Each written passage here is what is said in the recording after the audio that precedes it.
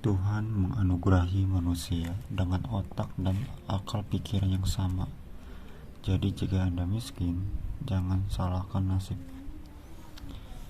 Ini sebuah cerita dalam buku Marligo yang berjudul Tajir Melintir. Kita langsung saja. Pikiran mencipta, hati memimpin.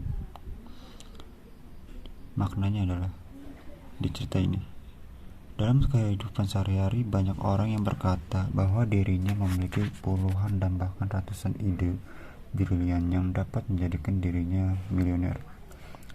Bahkan ketika ide-ide tersebut diceritakan dengan singkat, Anda bisa menilai bahwa bila ide itu dijalankan benar-benar dapat mengubah kehidupan seseorang menjadi miliuner. Pertanyaan berikutnya yang muncul biasanya adalah, mengapa tak segera dijalankan? Itu ide yang bagus sekali. Saya sering menanyakan hal itu. Rata-rata jawaban yang biasa saya dengar adalah, saya belum punya modal untuk menjalankannya, atau masih menunggu waktu yang tepat. Itulah dua alasan klasik yang paling sering diungkapkan. Saya teringat pada kata-kata seseorang sahabat, Pak Mustaqim, yang berdomisili di Kudus, Jawa Tengah. Kalau sudah ada ide, hentikan dialog intelektual dalam pikiran. Langsung saja kerjakan. Ide itu murah, tidak mahal, tidak harus bayar. Cuma terkadang Anda tidak mau action, keberatan isi kepala, kurangi mikir panjang-panjangnya, urainya. Orang yang biasa saya panggil sebagai Mas Takim ini merupakan seseorang yang melakukan apa yang dia katakan. Beranjak dari sosok yang menurut orang lain sangat kekurangan, sampai saat ini menjadi seseorang yang berkelimpahan. Mas Takim berhasil mencapai level tersebut karena segala sesuatu yang disentuhnya selalu dihasilkannya. Semua selalu berawal dari ide yang kemudian langsung dijalankan.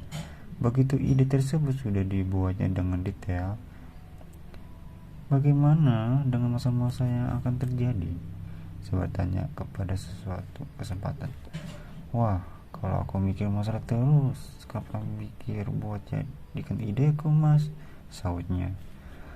Banyak hal yang mengejutkan saya, tetapi proses yang dijalaninya memang sudah membuktikan keberhasilan dirinya. Dan hebatnya lagi, sampai saat ini pun Mas Takim tidak pernah berhenti berkreasi. Katanya, Gusti Allah itu sudah memberikan kita banyak ide lewat alam. Kita yang harus bisa mengubahnya jadi segala sesuatu yang berguna. Begitu aku dapat ide, langsung aku kerjakan. Jadi aku tidak akan pernah berhenti bergerak, Mas. Kalau melihat dari karyanya, saya sering terkagum-kagum karena variasi yang tidak masuk akal. Misalnya kepandaiannya melukis yang tidak memiliki aliran, terkadang realis, simbolis, abstrak, dia buat semua. Kemudian dia juga membuat karya patung, ukir, kayu, tembaga, biola, gitar elektrik, serta keris. Selain itu, dia bahkan membuat saus rokok untuk penikmat rokok di malam hari. Dia menciptakan 7 macam rasa rokok, sehingga sebuah pabrik rokok terbesar di Kudus berani membayarnya 2 miliar rupiah untuk resep saus tersebut. Belum lagi desain interior gedung Bank Indonesia serta arsitektur eksterior dirancangnya pula. Kreativitas dan karyanya mengalir deras tanpa ada yang bisa menahannya.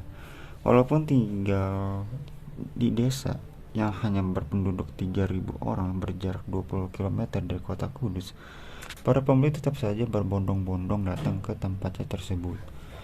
Akhirnya dia terbukti sukses menjadi seorang miliuner tanpa perlu datang ke kota. Kini ia tinggal di perut Gunung Muria, di ketinggian 700 meter di atas permukaan laut, dengan lahan seluas 150 ha dan rumahnya yang nyaman sebagai hotel bintang 5. Di tengah rindangnya perpohonan. Itulah bukti dari apa yang dikatakannya, bukan nasihat kosong dari seseorang yang bukan pelaku.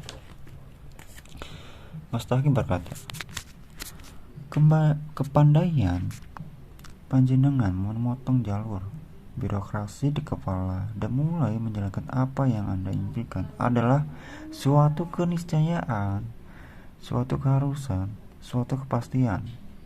Namun, terkadang karena otak sudah menjadi rumit, Anda makin lama tenggelam dalam banyak pertimbangan atau dengan kata lain, keraguan. Dengan membiarkan kebiasaan untuk berpikir menjadi seorang skeptis dan ragu, memang enak. Apa saja dipertanyakan, apa saja dilihat dari sisi keberawanan, dan dijamin Anda akan menjadi orang yang bingung. Orangnya begitu. Dia melanjutkan nasihatnya lagi. Jika pikirannya Anda mengatakan suatu hal itu susah atau tidak mungkin, ya begitulah adanya. Jadi susah dan jadi tidak mungkin. Kurangi proses berpikir, bukannya meniadakan sama sekali. Karena Tuhan sudah menganugerahkan kita pikiran untuk dipergunakan untuk berkarya.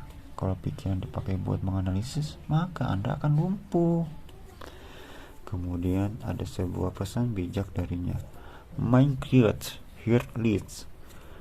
Pikiran yang mencipta, hati yang memimpin. Jangan sebaliknya.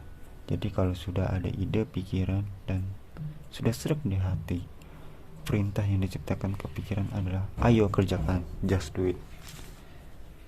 Ide yang ada salah satu kutipan yang terakhir. Ide itu murah, tidak mahal, dan bahkan tidak perlu bayar. Sayangnya menunggu modal dan kutip menunggu waktu sering menjadi alasan yang klasik